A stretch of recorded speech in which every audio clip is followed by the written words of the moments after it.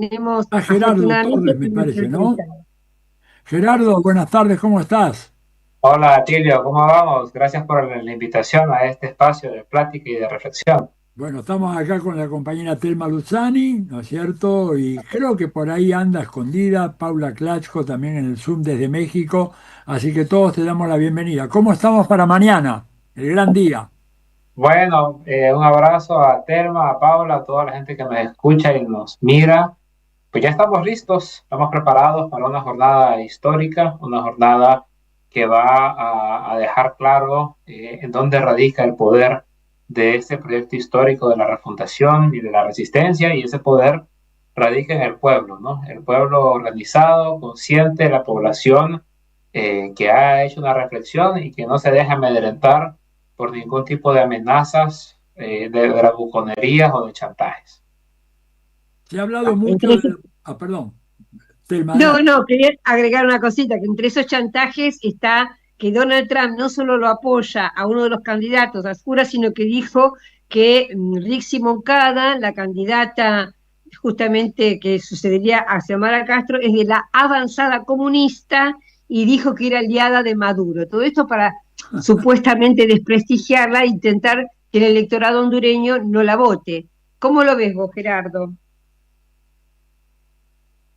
Uy, ¿Te justo perdimos? tuvo una A llamada. ver, A ver. Perdón, es que justo me estaba llamando el presidente Zelaya, porque te bueno, imaginas cómo Ah, estamos. bueno, bueno. pues mándale un gran Pero saludo de nuestra parte. no, de acuerdo, justamente el tema de, lo decíamos en un conversatorio que tuvimos el día jueves, la derecha como tal, aunque tiene planteamientos ideológicos y filosóficos, al final sus intereses son intereses económicos, ¿no? Intereses del extractivismo, intereses de la acumulación inescrupulosa de los capitales, y por eso podemos ver que esas derechas se han confabulado con la derecha hondureña para tratar de revertir un resultado que ya es imparable, ¿no? Que es la victoria de un segundo gobierno de refundación y la llegada de Rick Moncada a la presidencia de la República. Entonces, todos esos intereses, todos esos chantajes que mencionaba Telma, vienen de ahí, ¿no? Honduras, cuando llegó Xiomara Castro, ya estaba dividida por pedacitos para venderse en las llamadas ciudades modelo. Ya Honduras estaba completamente entregada, totalmente privatizada, y Xiomara lo que hizo fue poner un alto a ese modelo de destrucción en el país y recuperar la dignidad nacional. Y ahora Rixi habla de la democratización de la economía. Entonces, aunque no conozcan de Honduras y aunque no les interese mayor cosa de lo que nos pasa a los hondureños y a las hondureñas, sí rápidamente entre ellos se pueden coordinar en ese proyecto de esa derecha que lastimosamente ha generado tanto daño para nuestra región. Dime una cosa, se habla mucho del riesgo de un fraude postelectoral en el conteo de los votos. ¿Qué hay de cierto en eso? Bueno, pues si está llamando el presidente Zelaya, ni modo. Le damos un saludo, ¿verdad, Telma? A Mel Zelaya. Sí, de parte de Telma y de Atilio, saludos al presidente Manuel Zelaya. Sí, aparte de lo que comentaba, sí, una pregunta es esa sobre el posible fraude y la otra pregunta que a mí me gustaría es saber más o menos las encuestas, porque yo he leído que dan un tercio, un tercio y un tercio, no sé si es así. Bueno, es que hay que mencionar que hubo un escenario hace unos 4 o 5 meses en que se ponían así las encuestas que había pagado la derecha. La encuesta de esta T-Research de México, que fue la que le dio el triunfo a la presidenta Sheinbaum, que decía meses antes que Claudia iba a ganar, es la única que le dio siempre a Rizzi Moncada más de 14 puntos de diferencia. Las encuestas Citgalo y las demás las ponían en un empate técnico. Sin embargo, Telma, esas mismas encuestas, en los últimos 2 meses para acá empezaron a cambiar esa tendencia, y las mismas encuestas de la Citgalo y las otras encuestas que sabemos que había contratado a la derecha de ese país, ya colocaba hace 4 semanas, 3 semanas, 6 puntos abajo a los contendores más cercanos de Rixi, o hasta 10 puntos abajo, ¿no? Entonces, yo creo que Claro. esa correlación en estas últimas semanas fue la que hizo que la derecha entrara ya en una etapa de desesperación y tuviera que acudir a esos apoyos internacionales porque es una elección que tienen perdida. Bien, bien. Dime una cosa, ¿hay algún dispositivo preparado para fiscalizar el tema del conteo y la transmisión de los votos? Porque parece que es ahí donde van a hacer una trampa.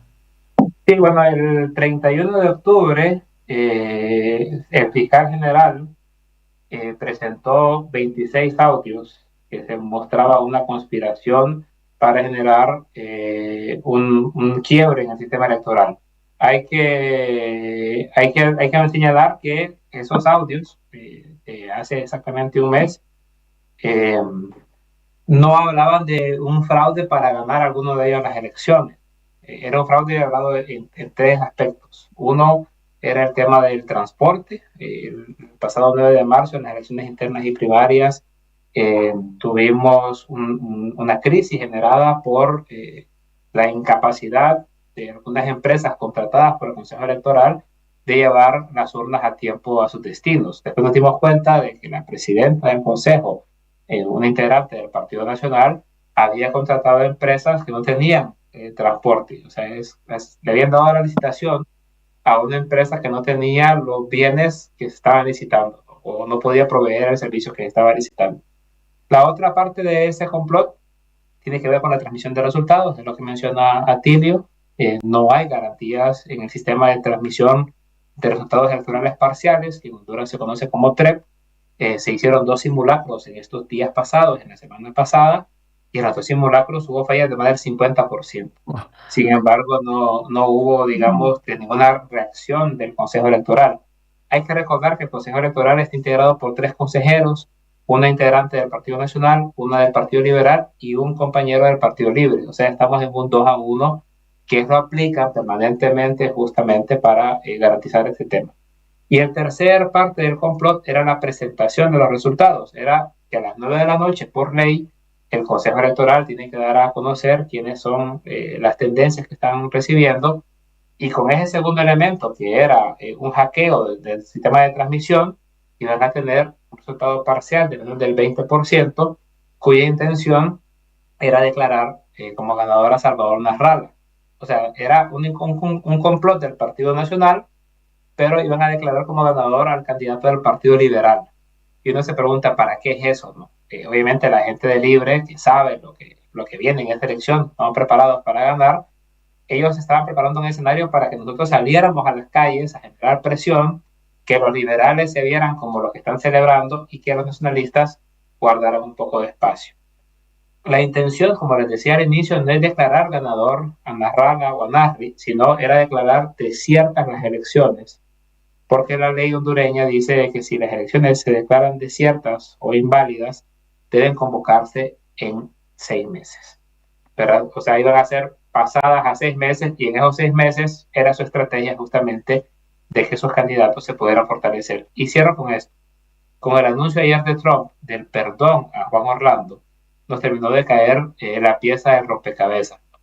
Ya con Juan Orlando aquí, el complot y el quiebre de las elecciones, ellos tendrían a su figura máxima, que es un delincuente encontrado culpable del tráfico, pero que es la figura política más fuerte que tiene la derecha, como cabeza de ese proceso de esos 6 meses de desgaste del gobierno de la República y de una estrategia de quebrar la democracia para imponerse por la fuerza.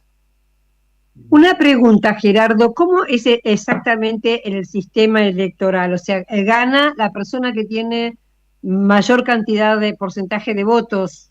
¿No hay segunda vuelta? No hay. Es una sola ¿Cómo? vuelta. En Honduras el sistema electoral se elige todo el mismo día.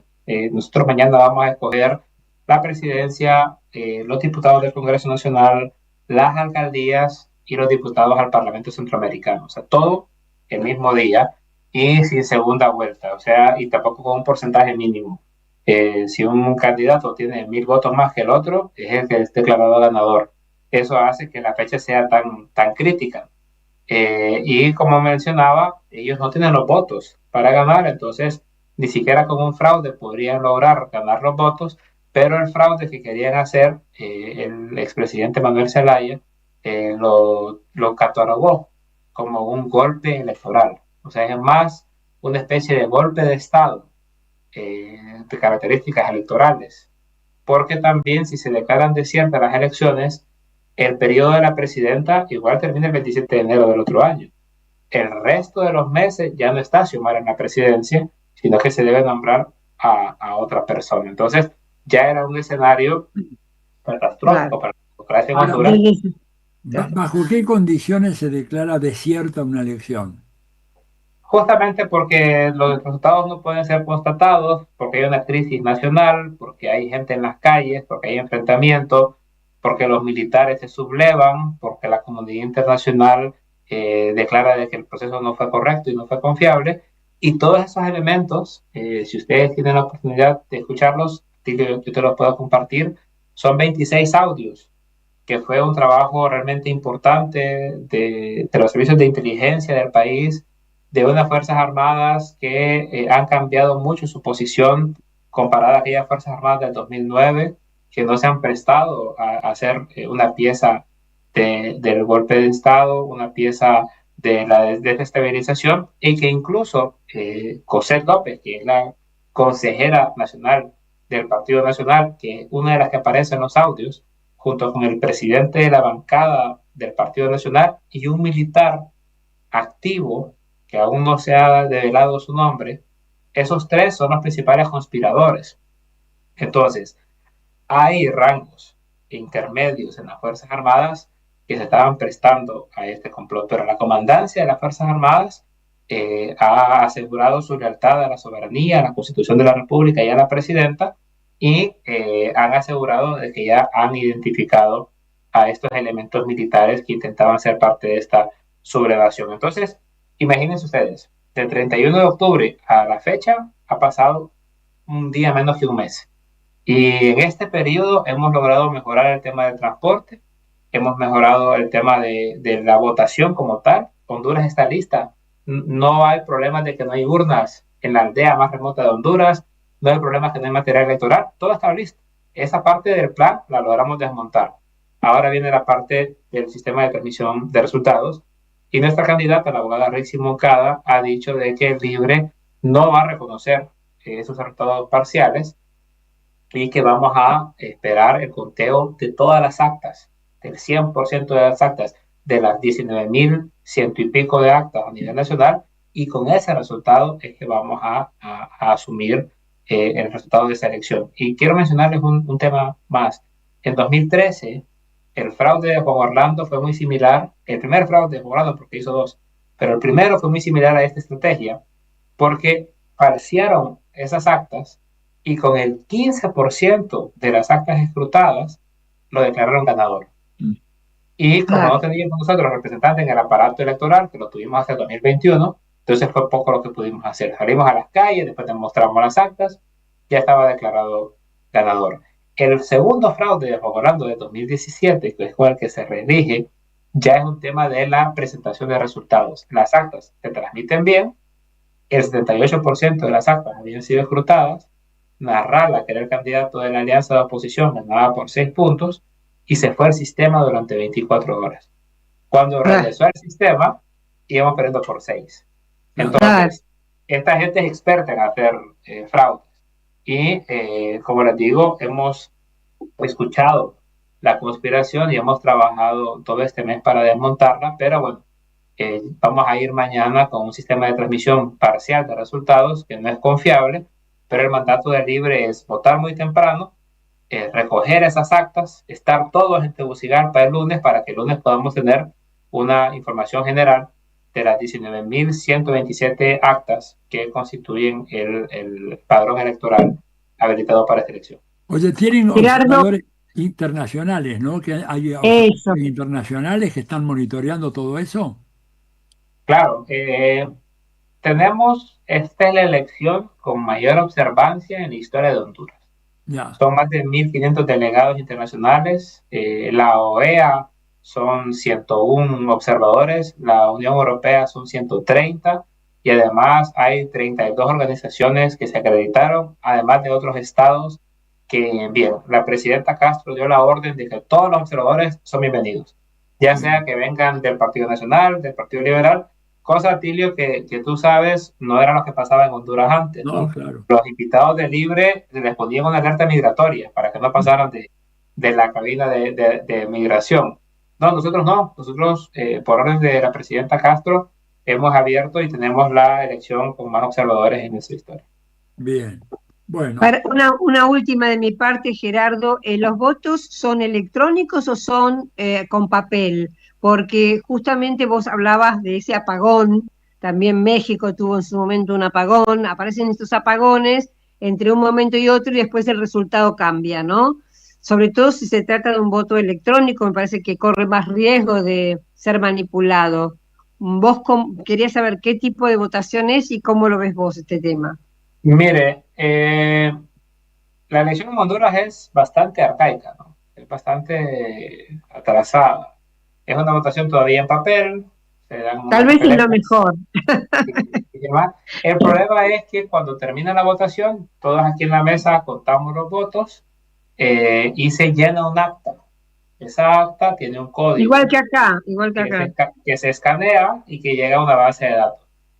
Lo que pasa es que como ahora está esta tendencia a nivel mundial, ¿no? De que todo el mundo quiere saber las elecciones eh, el mismo día y como en Honduras las fuerzas políticas del bipartidismo no han querido dar el paso hacia el voto electrónico, entonces se inventaron o nos inventamos como país ese famoso TREP, tema transmisión de resultados electorales parciales. Y entonces Claro, empiezan a entrar empiezan a ahí es entrar el las problema. actas.